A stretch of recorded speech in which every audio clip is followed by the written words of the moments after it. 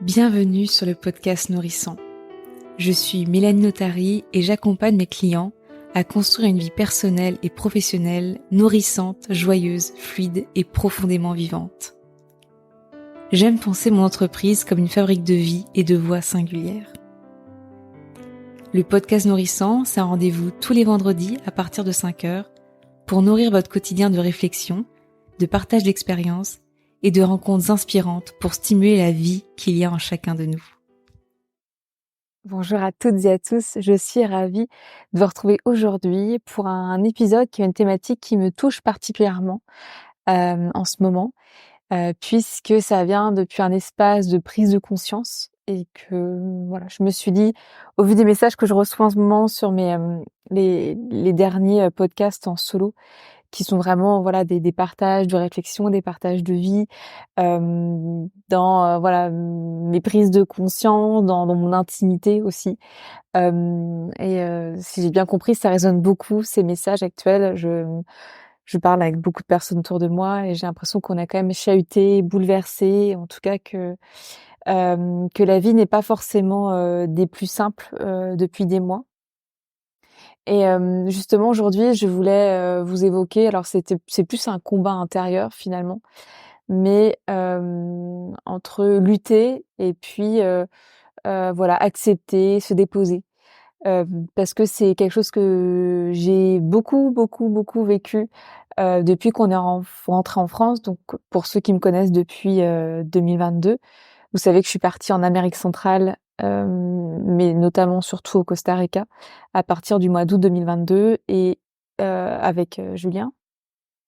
Et ce choix a été fait depuis un espace de fuir la France, puisque nous n'étions plus du tout en accord avec les valeurs véhiculées par la France, on n'était plus en accord avec ce qui se passait. Et donc ça a vraiment été depuis un espace de fuite. Donc déjà en fait c'est une énergie qui est assez particulière. Et bon, on est arrivé au Costa Rica et ça a été fantastique et c'était très bien. Et puis donc après on est parti au Guatemala, au Mexique, on est retourné à partir du mois de mars donc de l'année dernière au Costa Rica. Et Julien savait qu'au mois de juin, il aurait une remise de diplôme qui était importante pour lui d'y être et d'être présent pour recevoir son diplôme. Et on était aussi également invités à un mariage d'amis. Donc dans la tête de Julien, c'était plutôt évident qu'on rentre en France au mois de juin. Moi, j'avais quand même vachement cette énergie de je ne veux pas y retourner. Donc pour moi, ça a mis un peu plus de temps de m'y faire à l'idée et puis au final, voilà, c'est devenu quelque chose qui était OK avec moi. Mais dans le sens où on prévoyait de OK, certes, aller en France, voilà, rentrer au mois de juin, mais de repartir. Sauf qu'il se trouve que à ce moment-là, nous n'avions plus les finances pour financer un nouveau départ, que ce soit au niveau du transport, au niveau du logement. En plus, on avait vraiment un plan établi. On voulait continuer à découvrir le monde. Donc là, c'était plus de l'autre côté. On avait pensé à la Gold Coast en Australie, la Nouvelle-Zélande et d'autres pays. Et je sais pas si vous savez, mais bon, bref, ce sont des destinations qui sont particulièrement onéreuses. Donc, ce projet-là est resté très proche dans ma tête et dans mon cœur, mais c'était surtout qu'on est rentré en France. J'avais dit à Julien, OK, pour y rester un mois et demi max, mais après on repart. Et il se trouve que nous n'avons pas créé suffisamment de valeur financière pour pouvoir avoir un nouveau projet de la sorte. Et très vite, en fait, au fond de moi, je ne voulais pas rester en France. On a mis même d'autres actions en place pour partir dans un pays qui est cher aussi à notre cœur, qui est le Danemark. Même Juliette est en train de regarder pour des jobs là-bas, et cetera. Il a candidaté, il y a rien qui a abouti. Donc clairement, c'était la France qui restait et Julien a trouvé un super job dans la même entreprise dans laquelle il était avant qu'on parte au Costa Rica. Ce qui veut dire que nous sommes retournés vivre là où on était avant de partir au Costa Rica. Et c'est-à-dire que et d'une part, j'étais en lutte, en résistance, je ne veux pas vivre en France. Et de deux, je viens de me l'avouer, mais vraiment une sensation d'échec aussi, puisque c'était pas du tout ce que je pensais. Et je crois aussi et les réseaux sociaux n'aident pas, comme si ma vie ne pouvait être que mieux ailleurs. Parce que c'est un peu ce qu'on nous montre et ce qu'on a envie de croire et ce que j'avais aussi envie de croire, c'est que, ailleurs, à Bali, à Gold Coast australienne, au Costa Rica et cetera, la vie ne peut être que mieux et c'est là où on vit sa meilleure vie. Et donc revenir aux sources, pour moi, ce n'était pas du tout synonyme de vivre ma meilleure vie et ça veut dire que j'ai lutté jusqu'à, jusqu'au mois d'avril. Parce que Julien, du coup, il avait un contrat de 6 mois, pour commencer, puisque c'était en remplacement de congé maternité. Et donc, jusqu'au bout du bout du bout du contrat, on ne savait pas si, alors même si on lui avait dit qu'il reste, on ne savait pas sous quelles conditions. Et donc c'est au moment où j'ai cru qu'on allait partir de là où on est. Donc on habite, sur la côte d'Emeraude, en Bretagne, donc à Sables-d'Or-les-Pins, qui est juste à côté d'Erquy. Évidemment, voilà, c'est paradisiaque. Alors, c'est pas dans le sens tropical, mais la nature autour est incroyable et juste au lieu d'apprécier le fait d'être là et voilà, de nous trouver là, j'ai été en fait en lutte, en résistance pendant 10 mois et c'est quand j'ai cru que j'allais partir ou potentiellement perdre, cette géographie que je me suis dit: «Mais en fait, c'est bête parce que c'est quand même plutôt sympathique». Donc il a fallu aller jusque-là, mais clairement, 10 mois de résistance, 10 mois de lutte, 10 mois à vivre dans l'attente d'un futur, que je me racontais mieux. Hem, c'est déjà ne pas vivre au présent, c'est ne pas vivre ancré, c'est, ne pas être satisfait tout simplement, d'être dans l'insatisfaction constante et clairement, c'est des énergies qui ne sont absolument pas créatrices, qui ne sont absolument pas soutenantes et je pense que c'est pour ça aussi que j'ai vécu toutes ces grandes remises en question existentielles de l'automne dernier et que ça fait, allez, 2-3 semaines et encore que, voilà, j'accepte, je me dépose géographiquement où je suis et je me dis: «Là, la vie, pour le coup, elle a un plan supérieur» parce que encore une fois, on avait vu si on pouvait pas déménager au Danemark il y a quelques mois. Et on a eu des contacts, on a mis des choses en place, ça ne s'est pas fait. Donc, écoutez, là, apparemment, on a quelque chose à faire en France, on a quelque chose à faire ici en Bretagne. Quoi? Je sais pas, je pense qu'il faudra un peu plus de recul pour ça.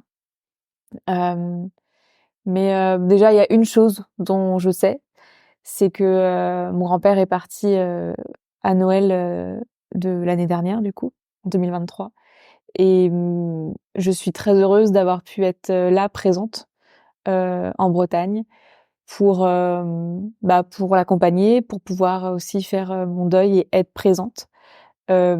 Puisque s'il était parti 1 an plus tôt et voilà, j'aurais été de l'autre côté de l'Atlantique et sûrement que ça aurait été plus douloureux, ça aurait été, plus compliqué à vivre. Peut-être qu'il y aurait eu plus de regrets, plus de culpabilité et je trouve qu'il m'a offert ce cadeau que de partir comme il est parti et surtout que c'est arrivé de façon complètement improbable et fulgurante, donc ça aurait pu être à n'importe quel moment.